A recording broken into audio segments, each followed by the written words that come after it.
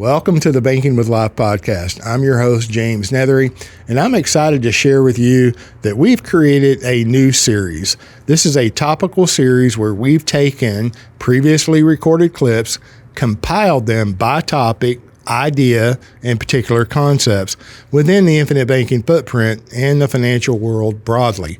Topics will include loans, loan repayments, paid up additions riders, other riders, dividends, long-term thinking, what could go wrong, what does go wrong within the infinite banking footprint. And I hope you enjoy listening. And it was created for your edification. Thank you.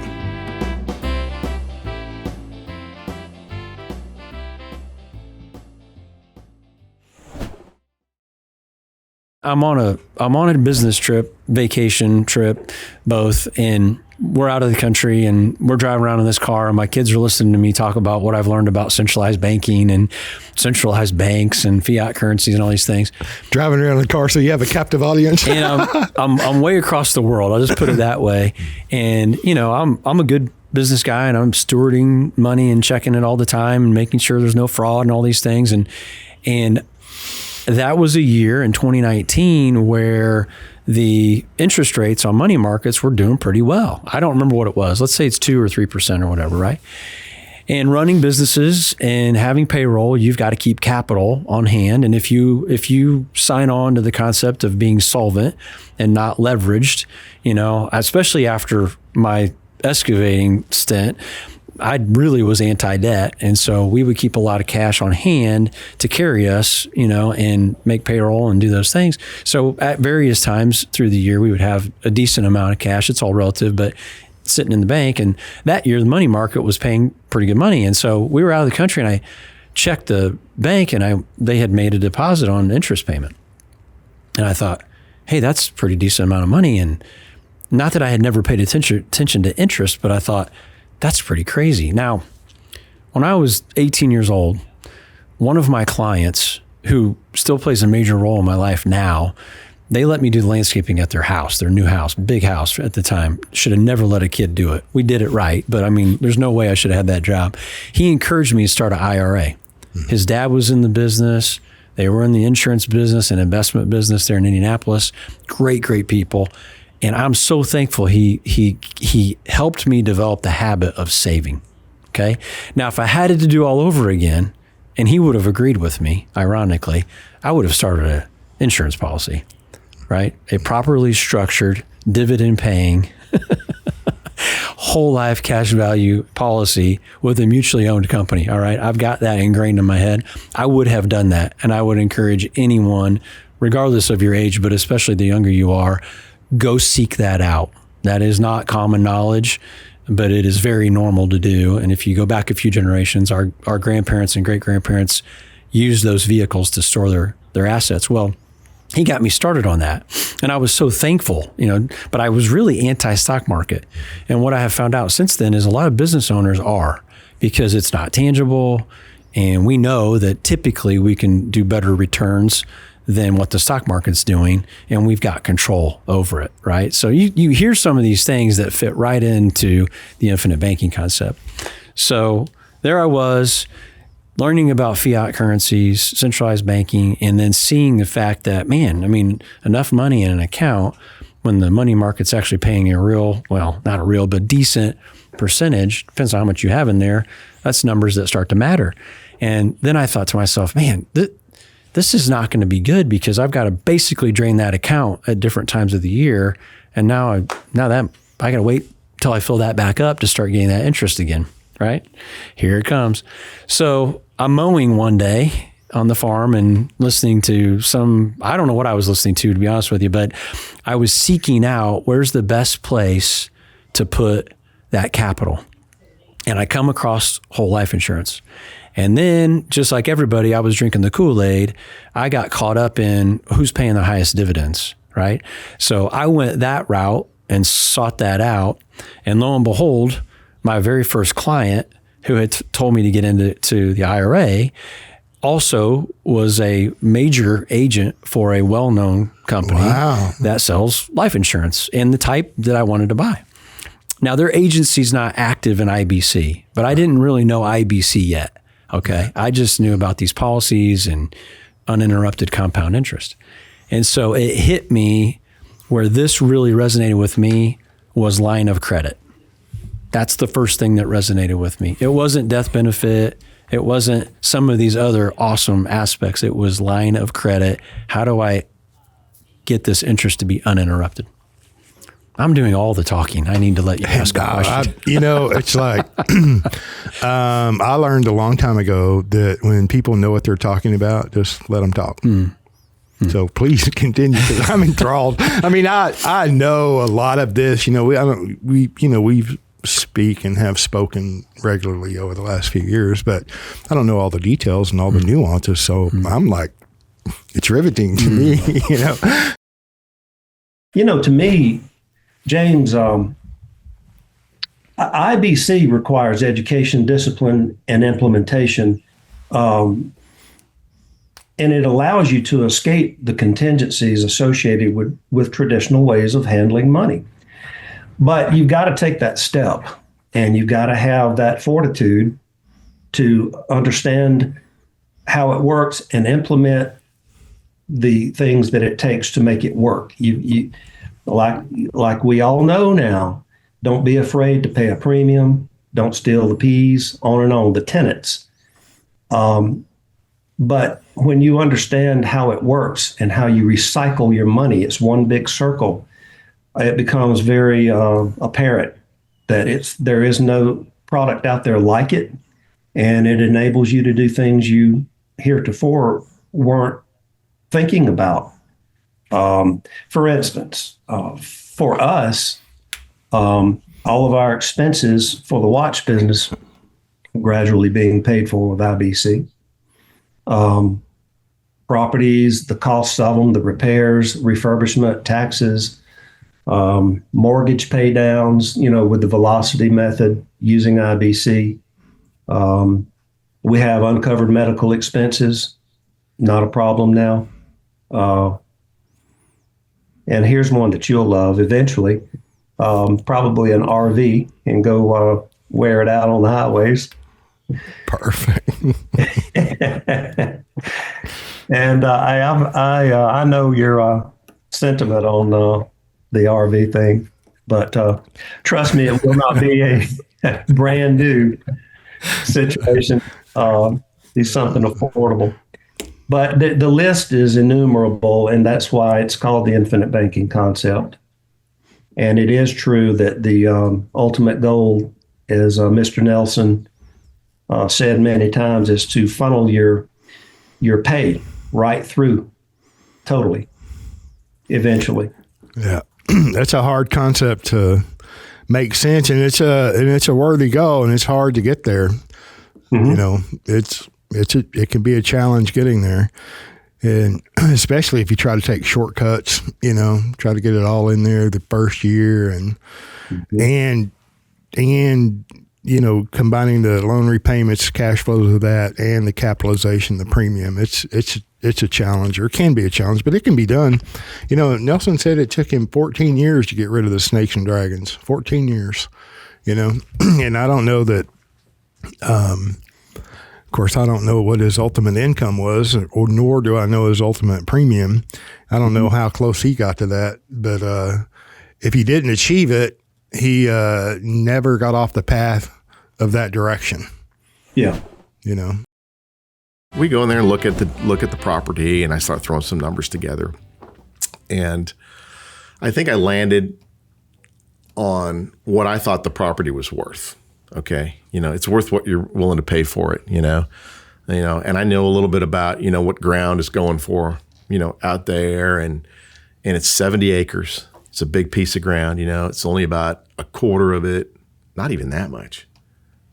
As far as 12% of it, 10% of it's in vines. It's not a lot, but it's not a small place. It's got a big commercial building on it. It's got all these things going on in there, all the equipment it needs. But it needed a lot of work, a lot of elbow grease, maybe years in the vineyard to get it up to shape, right? And we've since then found out a few things that are going to cost us a little bit more, but it's okay.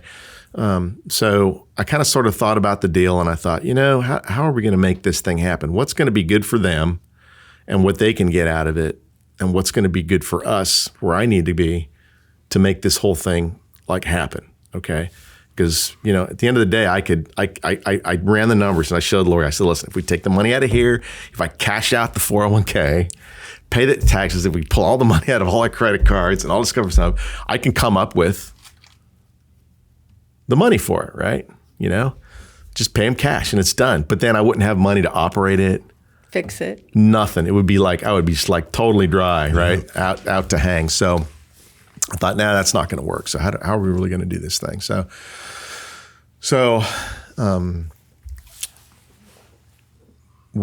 talked to the realtor and I said, I know where you're at. Where do we really need to be? And he's like, well, Mike.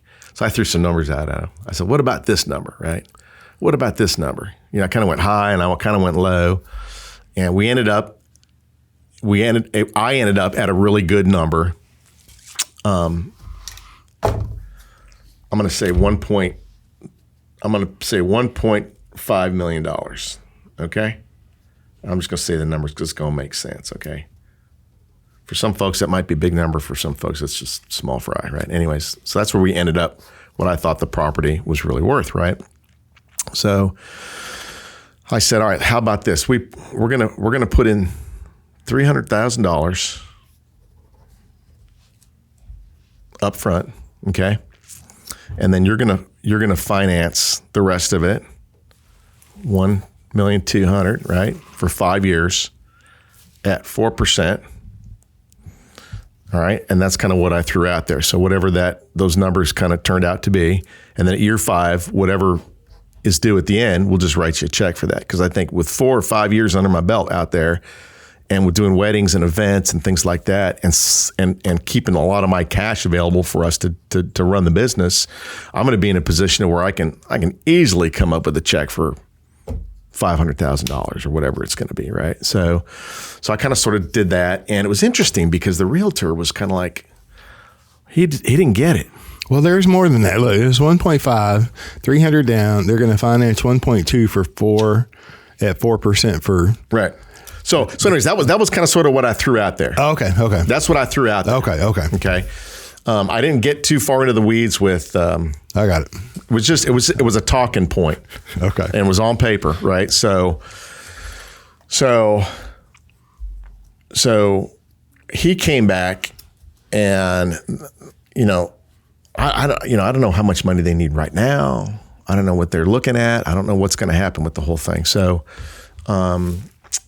So they came back, and I didn't know what they were going to come back with. I thought they were going to laugh at me. Sure. Right.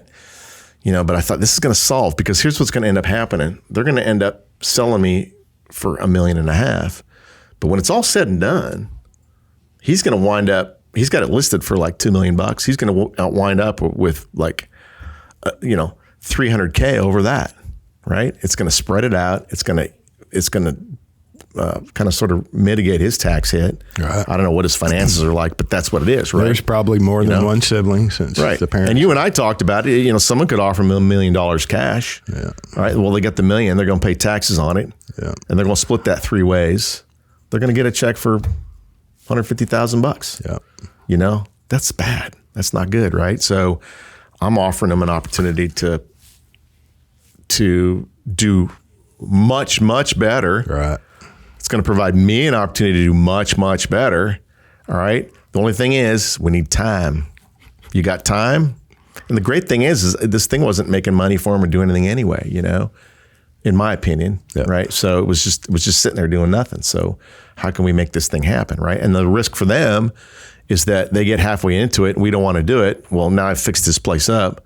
Now his place is worth maybe twice. Yeah. I don't know, and they could do a little better on it. So it's a no risk for them, all reward. For us, it's high risk, sorta. It is, but there's not a lot of money risk. It's a time risk for us because I'm willing to do the effort and the time to make that whole thing happen. So it's a win-win kind of deal. So he comes back, and they want $165 for the purchase. And they said, we'll agree on 5% for 5 years. All right. But we want 400 on the front end. Okay. Which is going to make it 125. Right. At 5%. All right. So we go 24 months at 5% on this, which is going to be, I think it's like $64,000 a year. So in 2 years, so this is 2023, 2024. In the summer of 2025, I've got to show up with $64,000 for year one, $64,000 for year two, and then I got to show up with $200,000 of equity. Okay, so there was a down payment, no payments for the first 2 years. Correct. There's 2 annual payments coming the third year. Right. Plus with another reduction. That's right. So that's another reduction. Okay. And then so 2026 will be 1 year. I'll pay interest on $1,050,000, right?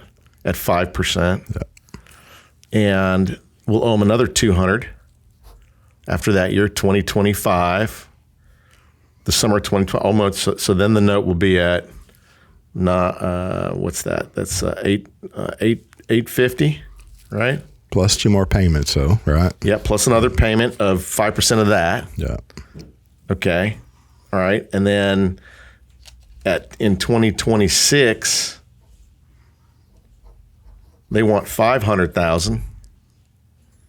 And in 2027, the last 500,000, something like that. Okay. So, and the great part is so I've got money in my 401k. All right. And I'm not a growth guy. I'm a dividend investor. Okay. And right now, my dividends easily cover the interest. Yep. So the great part of this is I don't have to pull any more money in my 401k right now. Just the dividends. Just for 2 years, I'll pull the dividends out, and I've got so right now in my head, I've got the dividends covered easily. Okay. Now you think in 2 years I can come up with an extra $200,000 worth of cash? I say yes. Easy, right? So I've got it covered. I got the first 2 years, 3 years covered. Okay. Nothing but work in front of you, sir, getting that thing in shape. And we got nothing but work, but I've got the people. Yeah. And we also have the ability to generate revenue while we're out there. Mm-hmm. All right. And I can pay for someone to come out here and cut and clean and do all the things we need to do. Right. You could probably find a wine master too. Or I don't know, a brewmaster. Yeah. So we're in the process of doing that right now. And that's been a little bit of a learning curve too, you know. Anyways, so I get this thing back from the realtor, right? They come back with a counter literally like 2 or 3 hours later, and I'm flabbergasted because, you know, these banks are just taking you. Yeah. I went to the guys that we talked to, the farm credit folks that we use. She's talking about 10%, you know. I'm thinking, man, I can't, there's no way, you know, I can do that, you know. So anyway, so this came back, and the great part of it is and I got this back, and then the realtor, he still really didn't like get it. So I was on my computer. I remember I was in the hotel in layover, and I wrote a note and explained it to him. I said, this is what we want to do, and sent him that back, and he finally got it. And the beauty of the thing is that this family is going to realize,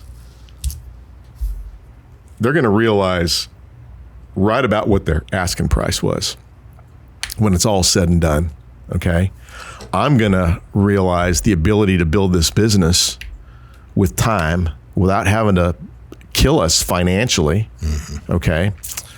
And then you throw in with the stuff with the life insurance too, you know. I mean, in 5 years, I'll probably have enough cash value in there at some point to try to take care of some of that nut on the back end of that deal. No question. You know, two, the tax liability to the sellers was spread out over several years there too. Yes, absolutely. So they net in their pocket wind up with more money. Yeah. You know, and the risk is less because if y'all don't perform, then their property's improved. Yeah.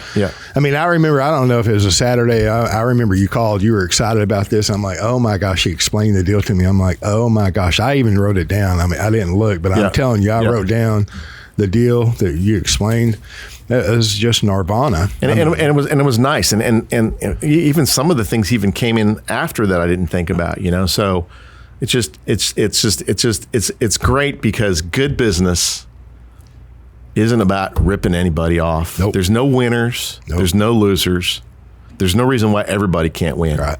Okay. If you're just really honest about where you need to be and what you need to do, you know, it's like the real estate. I mean, not real estate, but Wall Street. I made a note, but didn't say it earlier. You know, like your dad's in there and you got to own this stock and you got to own that and you're in there for dividends. I mean, besides the dividends, Wall Street is a zero-sum game. For someone to win, someone has to lose. There's no other way about it. Yeah. Period.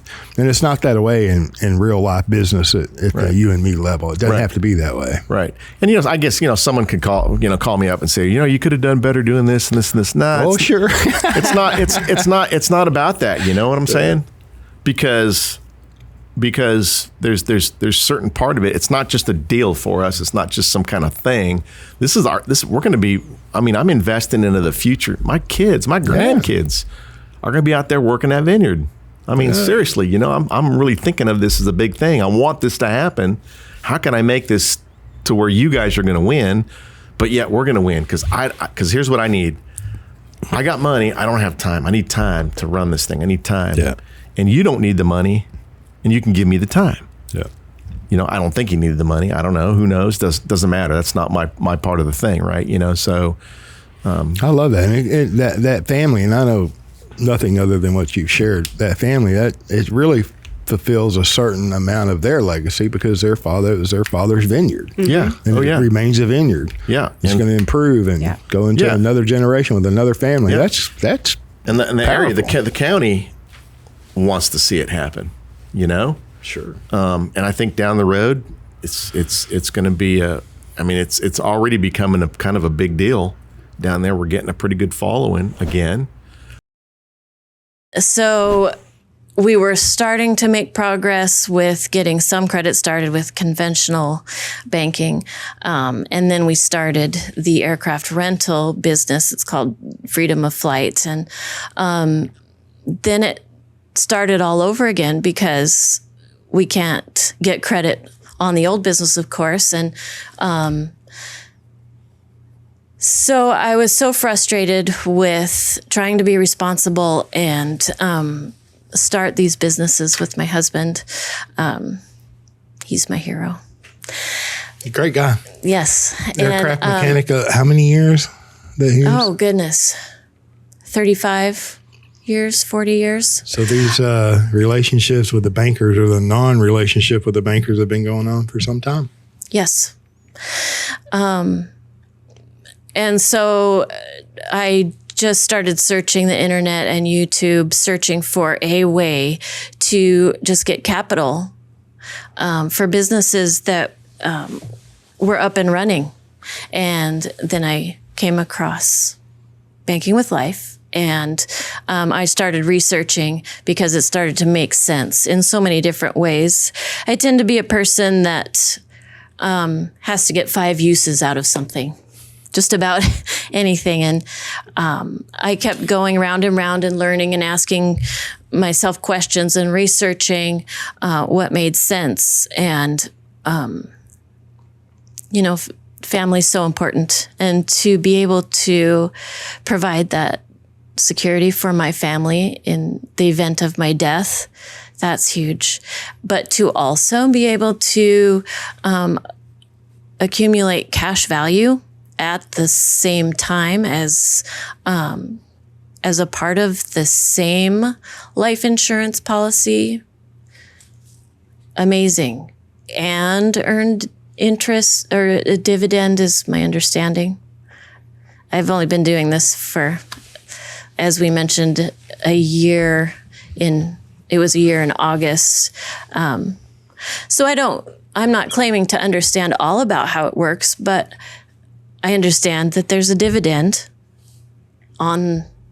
associated with the cash value, plus the death benefit for my family, plus being able to take the loans out that don't show on my credit report to run my businesses, plural, whichever business needs it, no matter how long it's been open. And every business needs capital. Yes. Every business. That's pretty cool. So keep going. I don't mean to interrupt you, but.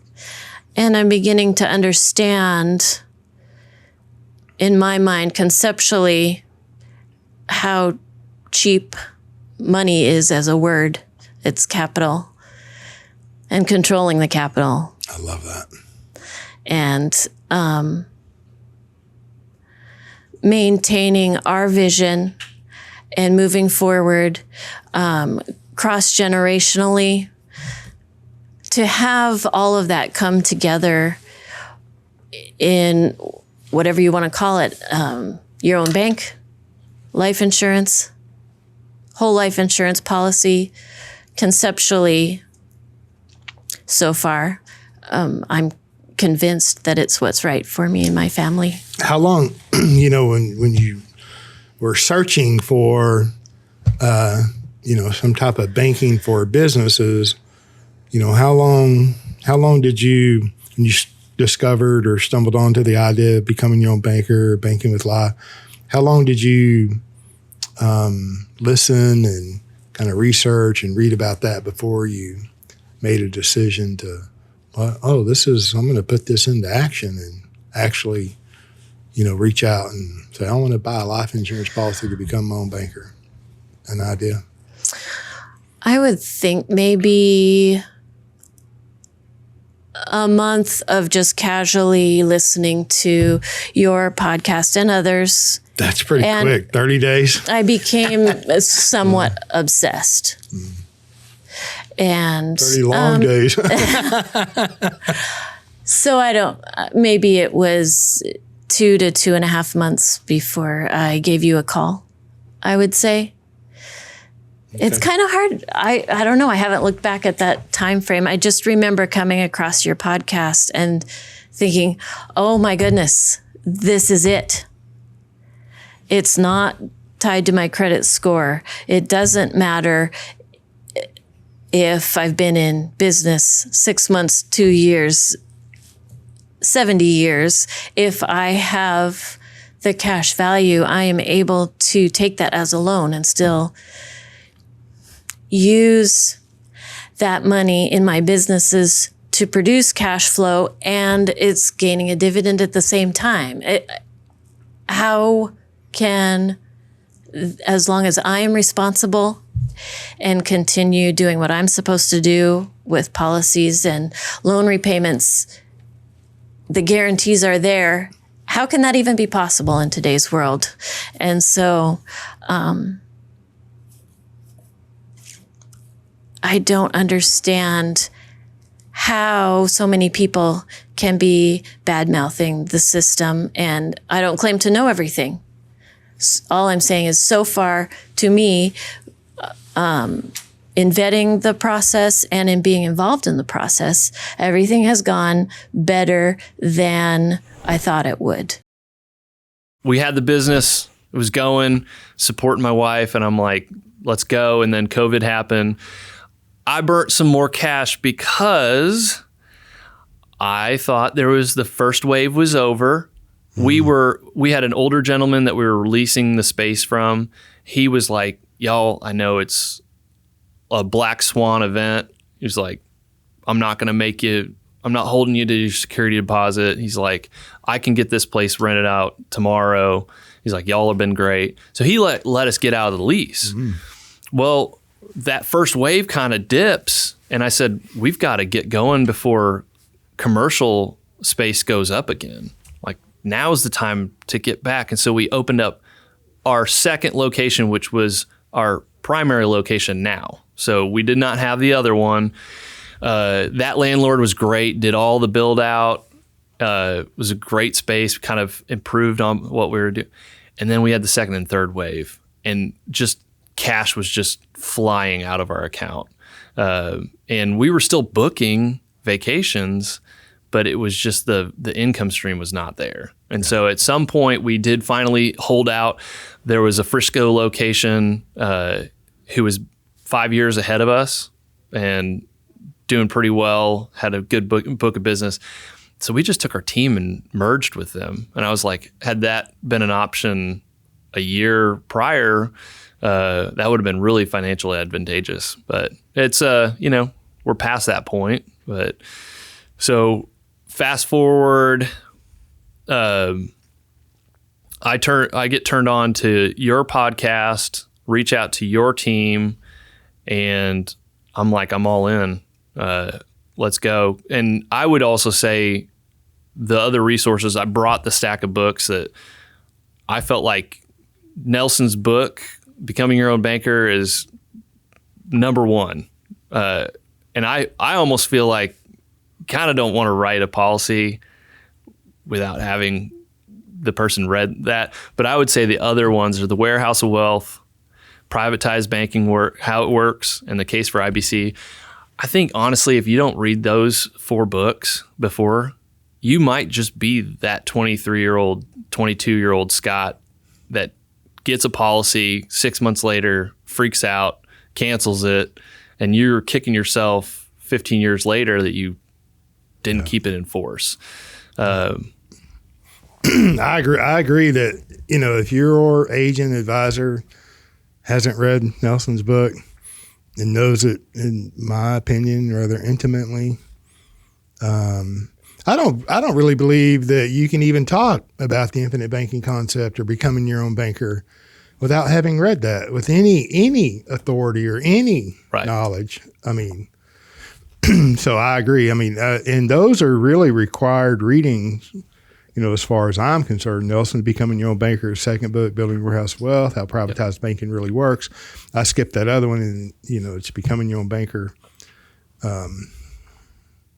Building a Warehouse of Wealth, and How Privatized Banking Really Works. And then Ryan Griggs, his book is in print, but it's not yet ready for delivery. But here, this is February 2025, so it's just a matter of weeks before he has his platform available to deliver his book, How to Buy Whole Life. Yeah, looking forward to that. That'll be a companion book to this. Yeah. Becoming Your Own Banker. And without that solid foundation, and then I have other readings, and things that, I believe the Banking with Life DVD is still legitimate, even though it has some age on it.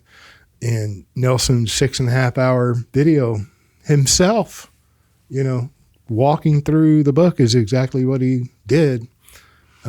Without that foundation, you're not really practicing infinite banking to the level that you could or should. And you're probably not building the best foundation, i.e. the best policy structure design for you and your family, wherever you are at. Personally, it's customized, built, tailored to you. But if you are doing that, if you do have this foundational material, which is exactly what it is, foundational material, right? If you have the proper foundation, you can build whatever structure on top of that you want. So I agree with you. Yeah. And I think the things too that we learned through the startup of the franchise was, even with just the 401k, I still, at my company, I still just do the match. And then my philosophy right now, where I'm at, is that match is basically going to pay the taxes when I take my money out. So thank you for paying the tax, because we don't know what the tax will be in the future. But I will say that any access to your money should not be as arduous as we were experiencing, as well as, you say it often, we did not need the tax code. And then the tax code came, and then therefore we needed something like the 401k to offset the reality of what the tax code brought. So if I can only access my money penalty free for 20% of my life, it doesn't seem like that great of a place. And now, especially when you're 20, 30, 40. Yeah. Ooh. And plus, I mean, if you're really bad with money, maybe that's good that you can't have access to it. But if you have opportunities and they do show up when you have money, you can't really exercise them without getting a very large tax bill.